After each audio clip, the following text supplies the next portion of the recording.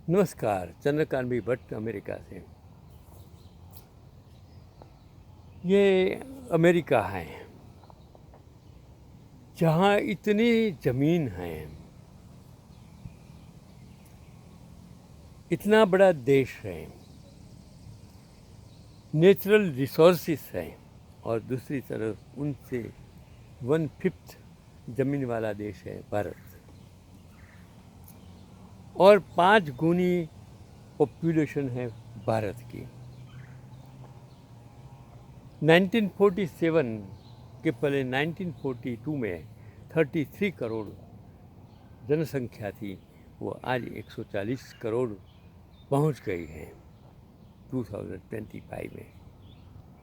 फिर भी अनाज की तंगी नहीं थी जो 1947 के बाद आज़ाद हुआ तब थी, क्योंकि कुछ इतने सारे राज्य था, उसका कोई डेवलपमेंट नहीं था। और मैं तो ये कहता हूँ कि भारत आज़ाद हुआ उसका मतलब ये नहीं कि सब इकट्ठे हो, सब 562 राजा अलग थे, राज्य अलग थे, वो इकट्ठा होकर भारत बना था। और पाकिस्तान और भारत जो आज़ादी लेने वाले ने नहीं किया था, आज़ादी देने वाले ने वो पॉलिटिक्स रमी, और इसकी वजह से भारत के 2 टुकड़े उस वक्त हुए थे। उसके लिए वो जिम्मेदार नहीं थे जो आज जिम्मेदार ठहराया जाता है, क्योंकि आपकी गलत सोच है, आपको गलत व्हाट्सएप मीडिया से ज्ञान दे रहे हैं। उस सोच में से आपको बाहर आने की ज़रूरत है। मेरा कहने का मतलब कि आज महंगाई, बेरोजगारी कोई मुद्दा ही नहीं रहा, क्योंकि जो सत्ता में आए हैं वो महंगाई, बेरोजगारी और बढ़ती हुआ शिक्षा का खर्च, क्योंकि शिक्षण उसने व्यापारीकरण कर दिया, स्वास्थ्य भी व्यापारीकरण कर दिया, तो कोई भी गरीब इंसान, गरीब बच्चा पढ़ नहीं सकता है। तो उसमें से आपको लोकशाही मूल्यों में किस तरह आपको आगे आना है, महंगाई से किस तरह बचना है। तो मैंने एक आर्टिकल्स पढ़ा, मैंने सोचा, मैंने पहले ये जो धारणा बनाई आपके लिए, वो इसलिए बनाई कि इस महंगाई में भी आप मुक्ति पाने के लिए अपने आप को जागरूक कर सकते हैं। ऐसा एक आर्टिकल्स मैंने पढ़ा कि केरल के रहने वाले 65 वर्षीय पुन्नुस चैकब एक ऐसे अद्भुत किसान हैं जिनके पास कोई खेत नहीं है, फिर भी सब्जियां उगाकर बिजनेस चला रहा है। तो कैसे चला रहा है? आज मैं कितने सारे वीडियो में देखता हूँ, कितने सारे समाचार पढ़ता हूँ कि लोग, छोटे छोटे लोग, गांव के रहने वाले लोग, इवन पढ़े लिखे लोग, नौकरी करने की बजाय किस तरह बिजनेस ओरिएंटेड बनकर पैसा कमाना सीख जाते हैं, और सोशल मीडिया उसके उपयोगी होता है। वह घर की छत पर ग्रो बैग्स में सब्जियां उगाते हैं। इससे उन्हें खुद तो बाज़ार से सब्जियां खरीदनी ही नहीं पड़ती, इसके अलावा वह अपने ब्रांड मंगलम फूड्स के जरिए दूसरों तक भी ताज़ा और शुद्ध सब्जियां पहुंचा रहे हैं। जिसके पास खेत नहीं है, मैं उसकी बात करता हूँ, किस तरह वो बेचता है वो आपको समझने की ज़रूरत है। नौकरी से रिटायर होने के बाद पुन्नुस बेंगलुरु से गांव थोडुपुझा केरल लौट कर आ गए। वह मूल रूप से एक किसान परिवार से ही ताल्लुक़ रखते हैं, इसलिए खेती से उनका लगाव हमेशा से हो रहा था।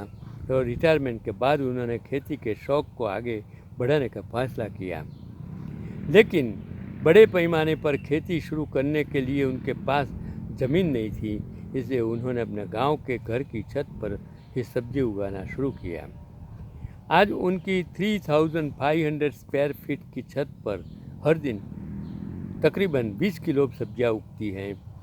पुनुस ने शुरुआत में टमाटर, मिर्च, बैगन, भिंडी और ककड़ी जैसी सब्जियां बीज से उगाई। 2 सालों में ही इन सब्जियों का उत्पादन इतना ज़्यादा होने लगा कि उन्होंने अपने ग्रो बैग्स बढ़ा दिए और ड्रिप इरिगेशन सिस्टम लगाया। अब पुन्नुस के बगीचे में ढेरों सब्जियों के साथ मैंगोस्टीन, चीकू और आम जैसे फल भी उगते हैं। और पुनूस को केरल सरकार की ओर से जिले के बेस्ट टेरेस फार्मर का पुरस्कार भी मिल चुका है। खेती ने मुझे रिटायर होने के बाद भी एक सुकून भरा आत्मनिर्भर जीवन जीने का रास्ता दिया है, वो कहने वाला है पुन्नुस जैकब। आप भी रिटायरमेंट, जिसमें मैंने 81 ईयर्स, मैंने सोचा 10 साल से 8 से 10 साल से मैं यूट्यूब पर ये वीडियो आप तक पहुंचाने की कोशिश करता हूं। सब कहते हैं कि आप उसको प्रोफेशनल क्या कॉमर्शियल, मैंने बोला नहीं, मुझे ज्ञान देना है, क्योंकि मेरे जीवन एक शिक्षक से बना हुआ है। शिक्षक था, कितने लड़कों को मैंने पढ़ाने का काम किया, कितने को मदद करने का काम किया। मैं एक इंसान हूँ, बालार्क हूँ, सूर्यपुत्र हूँ। मैंने सोचा कि मेरा जीवन ही एक सिद्धांत है, एक श्रेय है, एक मैसेज है दूसरों को कुछ मदद करने के लिए। अगर आप भी चाहे तो चंद्रकांत भट्ट बन सकते हो, आप भी चाहे तो बालार्क बन सकते हो। किसी को मदद कीजिए, तन से, मन से या धन से। ऐसा ज़रूरी नहीं है कि हर वक्त आप धन से मदद कर सकते हैं, आप तन से भी कर सकते हैं, अपने मन से भी कर सकते हैं। और आप दूसरों के धन का उसको मानसिक सोच बदलकर दूसरे के लिए उपयोग करा सकते हैं, जो मैं कर रहा हूँ। तो आपका रिटायरमेंट प्लान क्या है, वो आपको सोचना है। ये मेरा आज का पैगाम है। अभी मैं एक और आर्टिकल्स के फाइनली अलीगढ़ वाला मामला रिश्ते में बदल गया। भारत में क्या क्या कितने कितने जो मतलब किस्से आते हैं कि दामाद ने सास से रचाई शादी। दामाद ने सास से रचाई शादी, दोनों ने एक दूसरे को पहनाई जयमाला। तस्वीरें सोशल मीडिया में शेयर की। वाह रे मोहब्बत, तस्वीर सास और दामाद की थी। 4 महीने पहले एक महिला की बेटी का रिश्ता तय हुआ था। तभी होने वाले दामाद ने सास को एक मोबाइल गिफ्ट दिया। दोनों में बात होती रही। और मोहब्बत, मोबाइल क्या कर सकता है, सोशल मीडिया क्या कर सकता है। सास और जमाई को शादी भी करवा देता है। ये बाप और बेटी, क्या ये ज़माना, कितना ज़माना नहीं बदला है, हमारी सोच बदली है। और सोच बदलने के लिए सोशल मीडिया ने गलत रास्ता अपनाया है। जो भारत की लोकशाही में सोशल मीडिया ने और मीडिया ने जो ध्रुवीकरण किया है, जो पोलराइजेशंस किया है, वो धार्मिक उन्माद फैलाया है, शायद लोकशाही के लिए सबसे बड़ा आतंकवाद, इनसे बड़ा कोई हो ही नहीं सकता है। वो आतंकवाद आज देश को बर्बाद कर रहा है, ऐसा मेरा मानना है। पाकिस्तान के भेजे हुए आतंकियों की बजाय ये जो फैला हुआ आतंकवाद, धार्मिक उन्माद का आतंकवाद सबसे बड़ा जहर है, सबसे बड़ा खतरनाक है। इनसे 140 करोड़ की प्रजा को बचना चाहिए, क्योंकि ये मीडिया, सोशल मीडिया ने सब कुछ राजकारणियों के साथ मिलकर ख़त्म कर दिया है, देश को बर्बाद कर दिया है, ऐसा मेरा मानना है। तो दोनों में बात होती रही मोबाइल से और मोहब्बत हो गई। 16 अप्रैल को बेटी की शादी से पहले मां अपने होने वाले दामाद संग चली गई और दामाद अक्सर अपनी ससुराल आता था। कमरे में सास से घंटों घंटों तक बातें करता था। किसी ने उस पर शक भी नहीं किया। बेटी की शादी के लिए घर में रखे 5 लाख के जेवरात और 2.5 लाख कैश भी महिला घर से ले गई थी। सास अपनी बेटी के लिए रखे जो गहने और पैसा भी, ये कैसा उन्माद है, कैसा प्रेम है, ये कैसी सोच है। क्या प्रेम ऐसा होता है जिसमें कभी कोई सोच नहीं? क्या सेक्स सबसे बड़ा भगवान है? नहीं, गलत है। आप सेक्स के लिए एक छोटी बच्ची को रोंद डालते हो। सेक्स के लिए आप कितने लोगों को, कितनी औरतों को आर्थिक, शारीरिक, मानसिक बर्बाद कर देते हो। सेक्स कुदरती होता है।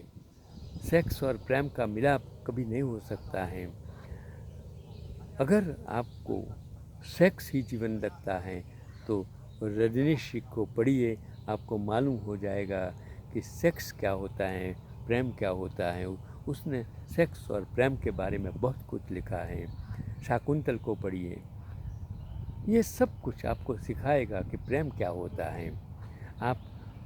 आप इंसान हो, आप मानव हो, कोई भी स्त्री के प्रति आपका भाव आप पर निर्भर है, क्योंकि आप क्या सोचते हो इस औरत के लिए, वो आपकी सोच होती है, आपकी मनोदशा होता है। और आप सेक्स, काम, क्रोध, लोभ, मद, होश को कंट्रोल में रखिए, तभी आप इंसान बन सकते हो। बाकी आपकी ज़िंदगी का कोई मतलब ही नहीं है।